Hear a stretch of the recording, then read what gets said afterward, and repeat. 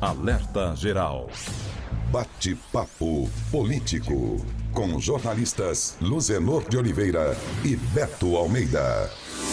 São 7h19. A semana, jornalista Beto Almeida, vai se encerrando com o fim das convenções partidárias, com o quadro de candidatos a vereador, a prefeito e a vice-prefeito definido na maioria das cidades brasileiras ou em todos os municípios do Ceará.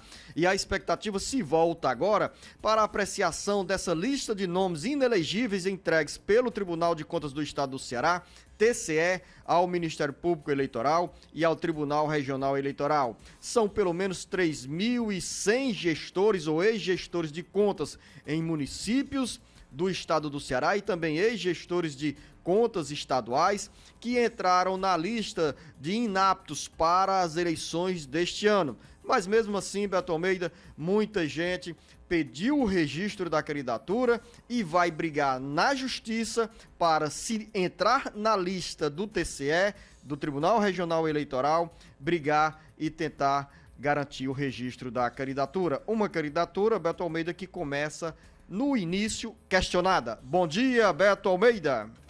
Beto Almeida, análise política com credibilidade e isenção. Pois é, segundo os próprios dados divulgados pelo Tribunal de Contas do Estado, dizendo, essa lista é pelo menos 56% maior do que a anterior, ou seja, a passada. E olha só, isso daí, como você disse, tem muitos candidatos que aí estão nessa lista suja que já começam a sua fase de campanha com esse questionamento. Serão ou não, de fato, confirmados candidatos? Terão ou não direito a concorrer? E mesmo que cheguem a concorrer, que a coisa vai aí a julgamento, vai lá que no meio dessa história toda poderão vir a ter, por exemplo, o mandato cassado, suspenso. São essas dúvidas que pairam sobre um candidato que começa uma campanha numa fase assim. Agora, tem um detalhe também, Luciano. Não quer dizer que todos que estão ali, a gente tem que fazer essa ressalva, nem todos que estão ali naquela lista, de fato, podem ser considerados inelegíveis. Quem vai fazer essa avaliação final é a Justiça Eleitoral. O TCE encaminha, faz um encaminhamento de gestores que tiveram contas de gestão desaprovada, seja porque não prestaram contas, seja porque, na realidade, desviaram recursos. A característica, a gravidade de cada caso é que será analisada pela Justiça Eleitoral. Vou citar aqui o exemplo, a gente já tinha dito que não ia citar nenhum nome a título de não trazer, prejudicar, mas assim, eu vou só pegar uma campanha bem acirrada, como é o caso de Caucaia. De última hora, por exemplo, o MDB resolveu registrar uma candidatura própria do Zé Gerardo Arruda e da mulher dele. A Inês Arruda está nessa lista, por exemplo, ela está nessa condição. Eu só estou citando aqui o exemplo, não é o caso, mas preste atenção, tem muitos casos como esses e outros que vão passar por esse crivo da Justiça Eleitoral e por dificuldade, sim, em estar constantemente afirmando para o seu eleitor que não, que está tudo tranquilo, mas é uma situação que não deixa de ser incômoda, Luciano. Como você citou o caso de Caucaia, né, e fez referência a ex-deputada, ex-prefeita do município, Inês Arruda, que integra a chapa do candidato José Gerardo Arruda. No caso de Zé Gerardo Arruda, ele não aparece, pelo menos na lista do TCE, nem do Tribunal de Contas da União, porque diz que já cumpriu a penalidade que foi imposta por causa de improbidade administrativa em outra fase. Nós abrimos a semana, na terça-feira, falávamos sobre essa lista. O fato novo, para encerrar a semana, é que o TCE, Tribunal de Contas do Estado do Ceará, entregou nessa quinta-feira ao TRE e ao Ministério Público Eleitoral a relação de ex-gestores ou atuais gestores que são considerados inelegíveis. Daí a citação hoje aqui, a gente abrindo o bate-papo político para falar sobre esse assunto que interessa diretamente a você, eleitor, eleitora, porque é importante que você conheça o perfil dos candidatos que irão disputar as eleições deste ano. O Tribunal Superior Eleitoral acaba de disponibilizar um canal para os eleitores conhecerem melhor os candidatos a prefeito, a vice-prefeito e a vereador. Quem tem mais informações é o Sátiro Salles. Os caminhos são encurtados para o cidadão e cidadã conhecer melhor os homens e mulheres que querem um mandato nas câmaras municipais ou se propõem a administrar uma das 184 cidades do Ceará. Fique atento, fique atenta sobre estes caminhos. As consultas por município e cargo, acesso à informação detalhada sobre a situação dos candidatos aos cargos de prefeito, vice-prefeito e vereador que pediram registro para concorrer às eleições municipais de 2020 já estão disponíveis na plataforma Divulga-Can de Contas do Tribunal Superior Eleitoral, TSE. A ferramenta apresenta ainda todos os dados declarados à Justiça Eleitoral, inclusive informações relativas à prestação de contas dos concorrentes. O sistema é aberto a todos os cidadãos, sem necessidade de cadastro prévio ou autenticação de usuário. Na consulta, basta selecionar a unidade da federação no mapa ou a sigla do estado que quiser informações. Uma informação importante: na página principal do sistema, o interessado encontrará o quantitativo total de candidaturas por cargo, prefeito, vice-prefeito e vereador. No mapa do Brasil, é possível filtrar a pesquisa clicando na unidade da federação e depois no cargo desejado. Em seguida, aparecerá uma lista com todos os políticos que concorrem ao cargo no estado. Com informações dos bastidores políticos para o Jornal Alerta Geral, Sátiro Salles. É mais um canal, um instrumento, Beto Almeida, que os eleitores podem ter em mãos para saber quem é quem na corrida eleitoral. Ainda sobre essa lista de inelegíveis, porque os candidatos também aparecerão nessa relação a partir do momento que pedem o registro na Justiça Eleitoral, já entra ali no site do Tribunal Regional Eleitoral, do TSE. E nesse caso, os eleitores poderão ter acesso e conhecer, repito, bem melhor os homens e as mulheres que se propõem a representar a população na Câmara Municipal ou ser eleito ou eleita prefeito.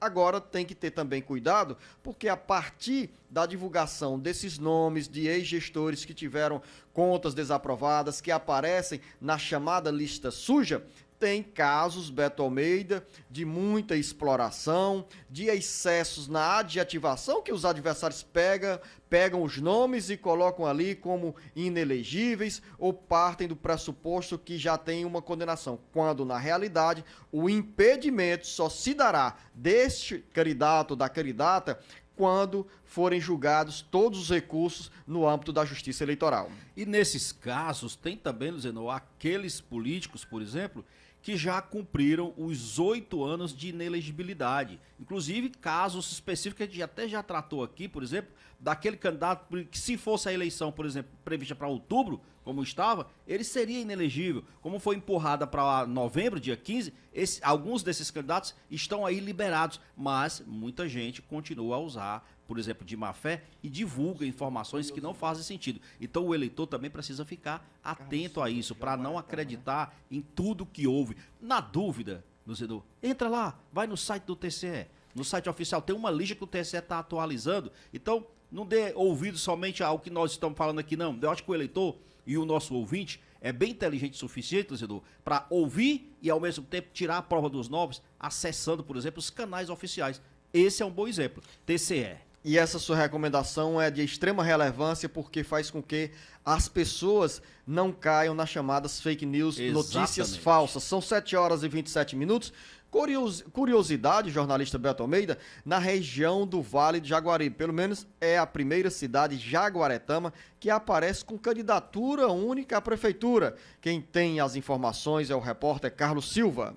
Em 155 anos de história, a cidade de Jaguaretama, aqui na região do Vale do Jaguaribe, vive um momento histórico. A eleição de 15 de novembro próximo terá chapa única, ou seja, uma única candidatura vai disputar o pleito naquele município. Com a desistência da oposição em lançar um nome para fazer frente ao prefeito atual, Glairton Cunha, que disputa a reeleição, somente o atual gestor vai para a disputa no pleito de 15 de novembro. Portanto, chapa única nas eleições 2020 na cidade de Jaguaretama, aqui na região do Vale do Jaguaribe. Com informações da 98.5 de Russas, para o Alerta Geral, Carlos Silva. Certamente, jornalista Beto Almeida, será a campanha mais barata, com menores custos entre os 184 municípios do Ceará. Barata e, pelo jeito, sem tanta emoção, porque tem uma candidatura única. Por um lado, indica que há aí uma convergência de entendimentos entre os partidos, entre as oposições. Por outro, também deixa um pouco o clima muito frio. Mas isso, de certo modo, não chega a ser exatamente um problema para a democracia, não, Luciano. São 7 horas e 29 minutos, enquanto Uruburetama tem candidatura única, Caucaia tem 8. Luciano.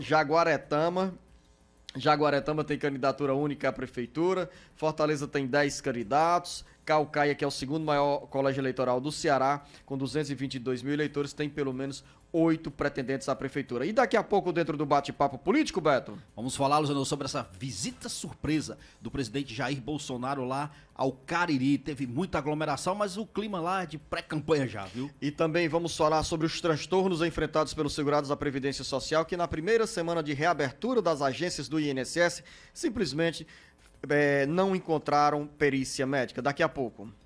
O Ceará inteiro ligado através da informação. Alerta Geral.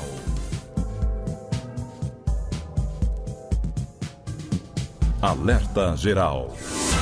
São 7 horas e 32 minutos. Nós falamos, Beto Almeida, ao longo do Alerta Geral nesta semana e em outros dias também, sobre as precauções e as recomendações das autoridades sanitárias em relação a aglomerações durante esse período da pré-campanha eleitoral e especialmente da campanha eleitoral, que já estará ganhando novo corpo e também com a presença mais marcante dos candidatos, não apenas nas redes sociais, mas também nas ruas e batendo a porta dos eleitores. E há uma preocupação manifestada pelo Ministério Público Eleitoral, Ministério Público Estadual, sobre possíveis aglomerações, porque já há cobrança em relação a grandes concentrações que marcaram os últimos dias de convenções partidárias em cidades do interior do Ceará. Luzano, eu diria, aliás, que essas aglomerações, elas ocorreram por todo o Ceará.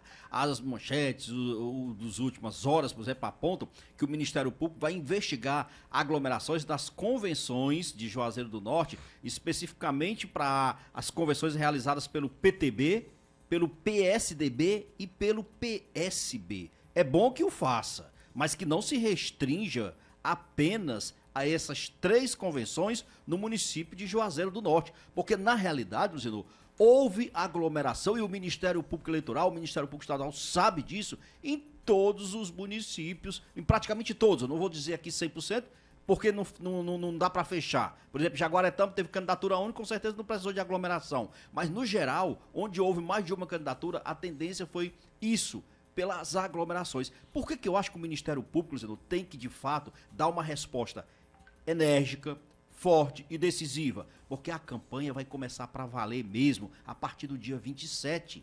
Se deixar passar o que ocorreu agora na fase de convenção, para mim é um indicativo mais do que claro de que o Ministério Público Eleitoral pode perder a mão, perder a autoridade e simplesmente não conseguir coibir as aglomerações durante a fase de campanha. Eu já disse aqui com você diversas vezes e volto a repetir, eu ainda acho um grande desafio se realizar uma campanha eleitoral sem que haja o contato físico ali nas aglomerações, em caminhadas, em carreatas, em cavalgadas, seja lá do que você, bicicleta. Como é que se faz uma campanha sem isso? É difícil, precisa de ter um autocontrole e uma disciplina muito grande. As convenções foram um indicativo claro de que o Ministério Público não conseguiu, de forma preventiva, atuar para impedir isso. E pode correr o risco de ficar desmoralizado nessa campanha, porque está muito claro, se ele não adotar agora medidas muito fortes, a campanha vai ser pior. Quais são as medidas muito fortes que você fala, Beto Almeida, para o Ministério Público evitar essas aglomerações? Recomendações diretas, Luciano, para início de conversa. Olha, eu acho que na fase de campanha, dessa fase de convenção, aliás, desculpa, na fase de convenção, o Ministério Público já devia ter encaminhado recomendações expressas, por escrito, colocando claramente quais seriam as sanções, o desrespeito ao decreto de isolamento, o que isso significaria para os candidatos. Pelo jeito, isso não foi feito. Eu acho que faltou isso. E durante a campanha, agora começando, tem que ser vigilante. Esse é o papel do Ministério Público. Começou a campanha, mandar isso por escrito e colocar claramente como vai ser feita essa fiscalização. São 7h35. Nós já não teremos nesta campanha eleitoral tantos comícios que marcaram campanhas anteriores, não principalmente nos municípios onde tem uma disputa com 2 candidatos, 3 candidatos. Claro que o que vai acontecer, Beto Almeida, o assédio, a movimentação vai ser inevitável, porque os candidatos não irão se limitar às redes sociais para fazer a campanha. Eles irão sim às ruas, irão bater a porta, irão chamar os eleitores para uma conversa a olho no olho, ao pé do ouvido, e também de forma mais transparente para falar abertamente a esses eleitores quais são as propostas, quais são os projetos. É uma realidade com a qual nós nos deparamos nesta campanha eleitoral. Há adversidade do ponto de vista sanitário com essas recomendações das autoridades de saúde, mas aí as pessoas vão argumentar também, Beto, olha, liberou geral. Você vai a uma praia, tem centenas e milhares de pessoas. Você vai a um centro comercial, a um shopping, tá lá todo mundo comprando, se divertindo. O único setor, de máscara, também na controle. Praia, né, Beto Almeida? Tá todo mundo de máscara, né, Beto Almeida? É porque você citou o shopping, mas o shopping é uma situação diferenciada. Eu concordo que na praia ninguém está obedecendo, na orla marítima ninguém está obedecendo. Aí você aproximou esse seu exemplo da praia com a questão da convenção. Concordo. Ou, aliás, da campanha também. O que precisa ter, talvez, Beto, seja o bom senso de cada um, organizador de um evento, do prefeito, do candidato a prefeito, do candidato a vereador. Olha, vamos evitar a aglomeração, a concentração de muita gente, para que nós não tenhamos infectados pelo coronavírus. Eu creio que o bom senso deva prevalecer. Claro que na emoção o bom senso não aparece. E quem não vai pelo bom senso ou pelas regras, no caso, respeitando o decreto estadual, acaba por receber a advertência do Ministério Público e provavelmente multas pelos órgãos de fiscalização. São 7h37, já na reta final do bate-papo político, Beto Almeida, quer dizer, ainda faltam 8 minutos, porque a gente vai à região do Cariri. Sobre a visita surpresa do presidente Jair Bolsonaro, nós estamos falando sobre eleições 2020, mas já tem gente de olho em 2022. Luzenor de Oliveira, e eu quero aqui começar essa visita surpresa do presidente Jair Bolsonaro, que ia para Paraíba, para a inauguração de uma usina fotovoltaica, parou em Juazeiro do Norte, de lá foi até Missão Velha, já foi causando aglomeração, sem máscara, tirando selfie com todo mundo, abraçando todo o eleitorado e os simpatizantes que encontrou pela rua, jogou sinuca num bar, tomou refrigerante, tudo contrariando as normas sanitárias. Mas isso aí já é característica do presidente Jair Bolsonaro. Eu acho que esse é um ponto que não vai mudar na figura do presidente. O que chama a atenção mesmo, primeiro, é essa visita fora da agenda oficial. Não estava prevista essa visita. Lógico que ele foi a Paraíba tem essa proximidade ali com o Cariri, foi só baixar ali no aeroporto e tal. Agora, o que chama a atenção mesmo já é, Luzenor, essa movimentação prévia do presidente Bolsonaro fazendo esse trabalho. E ele abraçou, Beto. Quem está acompanhando o Alerta Geral pelas redes sociais do Ceará agora e imagens das próprias redes sociais do presidente Jair Bolsonaro, tem lá, olha, ele com refrigerante, ele jogando sinuca, sorridente.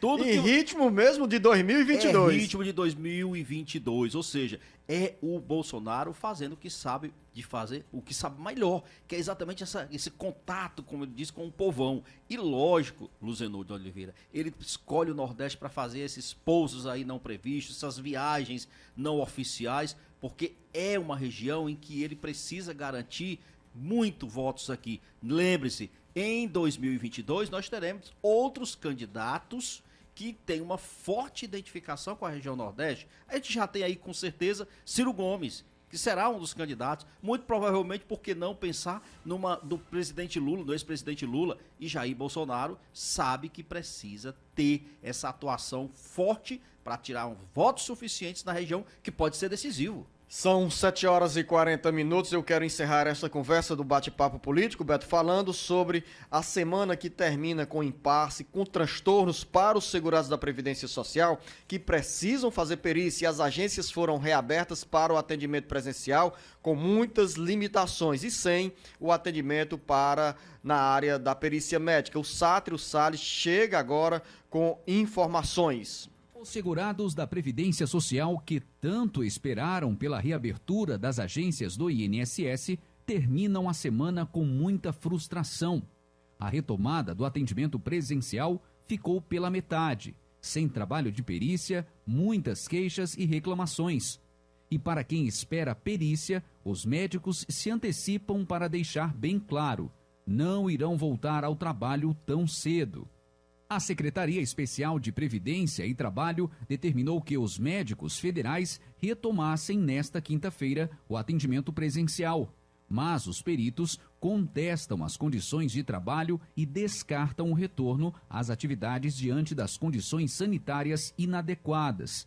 A Secretaria diz que realizou inspeções nos postos nesta semana e atestou que 111 das 169 agências estão em condições de atender o público com segurança sanitária, como aconteceu em agências do INSS na Grande Fortaleza e no interior do estado.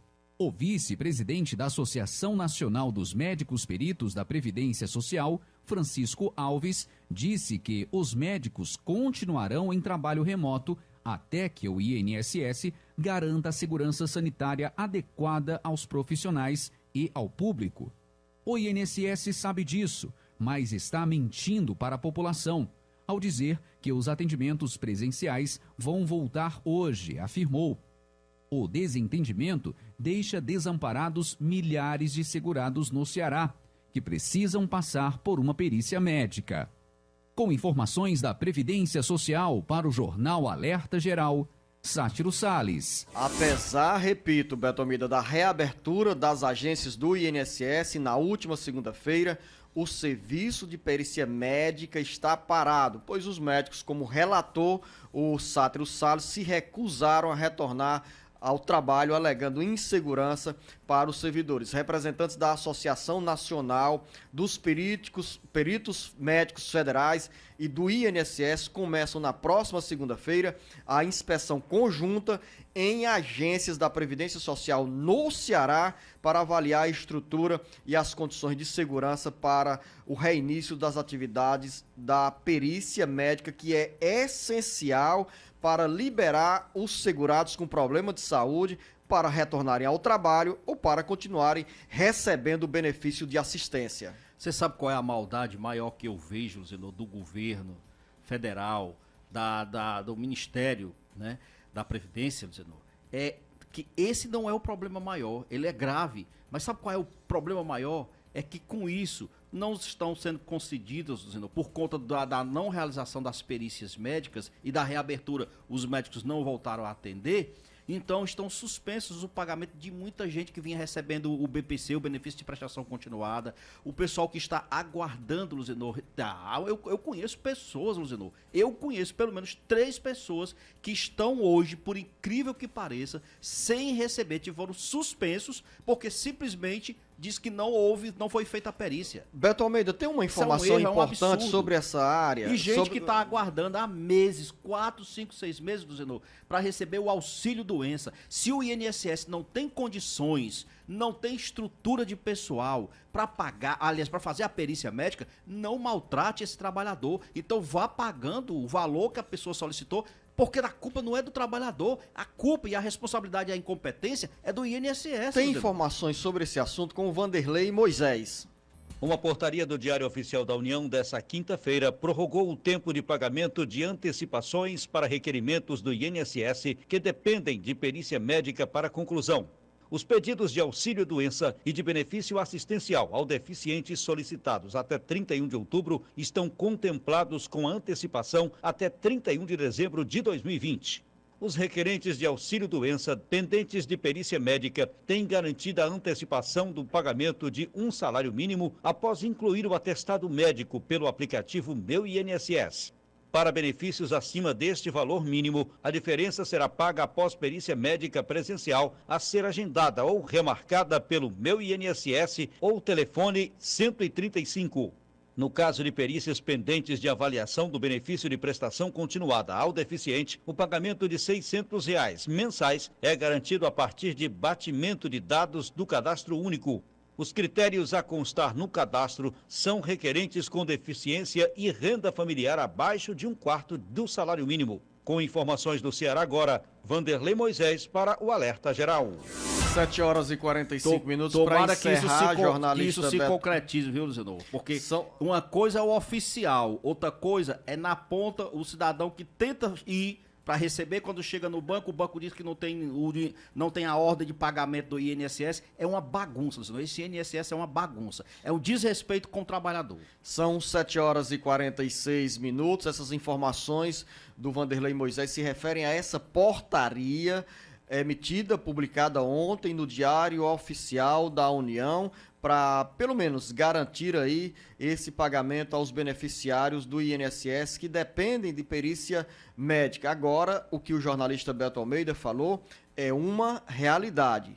Muitos beneficiários do INSS estão há meses esperando uma resposta concreta sobre o pagamento do benefício. Infelizmente, pela burocracia, pela lentidão, o INSS não está dando respostas a essas pessoas que tanto precisam. E o retrato dessa lentidão está, e também da desorganização, está no reinício das atividades para o atendimento presencial. O INSS teve aí, ao longo de 4 meses, todo o tempo suficiente para preparar as agências para o serviço ser reiniciado, para as perícias serem realizadas, e quando passam esses 4, 5 meses que o atendimento é anunciado para volta a partir de segunda-feira, os segurados não têm condições de receber o que mais precisam, a informação segura ou a liberação para receber o benefício. Jornalista Beto Almeida, amanhã, sábado, é dia do Jornal Alerta Geral Especial sobre os caminhos da aposentadoria,